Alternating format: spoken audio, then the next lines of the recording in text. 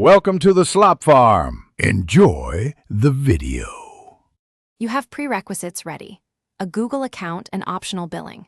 Now create the Firebase project in the console by clicking Create Project, entering a descriptive name, and confirming a unique project ID.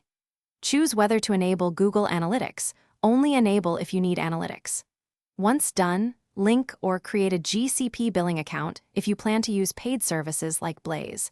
Otherwise, stick to the free Spark tier for development and testing. Make sure the project region fits your users for lower latency. Next, add your app to the project. Register a web, Android, or iOS app and copy the SDK configuration snippet.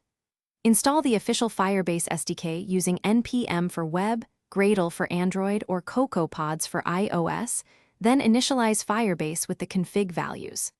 Once initialized, wire up core services like authentication and Firestore to verify connectivity. For web, run a local dev server. For mobile, build a debug APK or run on a simulator. Make sure API keys and config are stored securely and not committed to finalize by deploying features.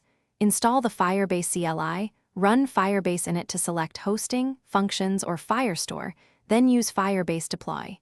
Configure security rules for Firestore and storage, and validate them using the emulator suite locally to avoid production mistakes. After deployment, monitor usage and billing in the console and set alerts for spikes. Troubleshooting tip: if your app can't connect, check that the project ID and config match exactly.